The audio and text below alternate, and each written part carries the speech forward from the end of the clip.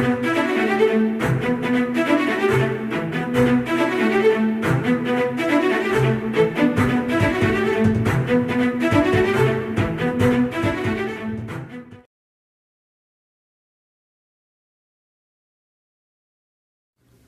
to Speaking of Sports. I'm your host, Jared Slack. This week I'm going to go over the NFL, then I'm going to talk about the MLB trade deadline, then I'm going to talk about the NBA. In NFL news, training camp starts this week for the majority of teams, and the Cowboys camp starts on Thursday. I don't know if you heard the news, but on Monday evening, the Dallas Cowboys cut wide receiver Allen Hurns and freed up approximately $5 million in cap space.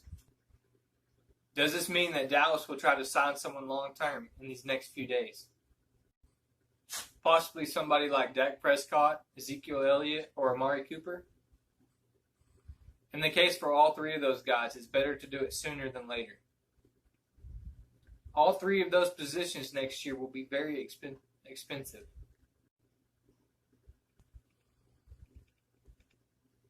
Especially if you include people like Patrick Mahomes and Michael Thomas who are going to get signed. They will be getting major deals come 2020.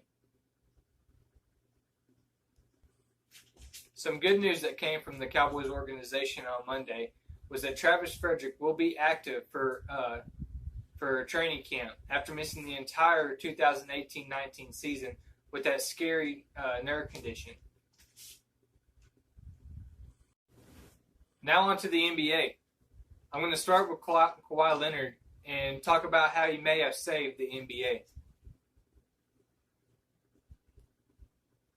With Kawhi Leonard signing with the Clippers, he single-handedly ruined super teams throughout the whole league. And I think that's a good thing. Instead of a team consisting of LeBron, Anthony Davis, and Kawhi Leonard, you have a league full of great duos. That will make it more exciting, in my opinion. Here are some teams with some great duos. You got the Lakers with LeBron and Anthony Davis. You have the Clippers with Kawhi Leonard and Paul George. You got Houston with James Harden and Russell Westbrook. You got Golden State with Curry and Klay Thompson. You got the Brooklyn Nets with KD and Kyrie. And you got my personal favorite, Luka Doncic and Kristaps Porzingis. With teams having just two great players for each team, I think it's going to level out the playing field and hopefully create more competition. Now on to the MLB trade deadline. For a while, the Texas Rangers were riding the edge of being buyers or sellers. In these past 2 weeks, the team pretty much made up their minds by going on a losing streak. Here are a few things you should look out for in the next week. Mike Minor has the biggest probability of getting dealt. He had a rough past couple outings, but it shouldn't affect his trade value. Now, Minor might have the most chance of getting traded, but he's certainly not the only one. When you're rebuilding, pretty much everyone is on the chopping block, especially if someone blows you away with an offer. But some people, including Minor, will be worth it more to keep them especially if the trade market is too low, or they just wouldn't be getting enough talent back. Here are some trade possibilities for the pitchers. You got Mike Minor, Lance Lenoir, and Jesse Chavez. Your two starting pitchers, they've had some pretty good outings, a great year overall. Jesse Chavez has had his times, but overall is a good pitcher, especially late in the year. Here are some veterans that the Rangers might trade. First, you got Asdrubal Cabrera. So far this year, he hasn't put up a lot of numbers on offense, but he is a veteran, and sometimes that might come around, especially late in the year. If he gets on a contender's team, maybe he kicks it into gear and he has a great rest of the year and heading into the playoffs. Next on my list, you got Hunter Pence, who's having an amazing year. He rebuilt his whole playing style over this past offseason, just completely redid everything. He just turned into a great player. Next on my list, you got Danny Santana, who's been explosive on offense this year. Nobody really expected it. he could be someone who brings in a high price for other teams. Also, you got Logan Forsythe, who, along with Danny Santana, has been doing great offensively. Both of them can play multiple positions in the infield. I think Danny Santana even sometimes plays in the outfield as well, which might bring up the price a little bit. Last on my list is Sin-Soo Choo, who for years, these last few years, he's been doing great. He's an on-base machine. Maybe this is the year that the Rangers can get off that contract.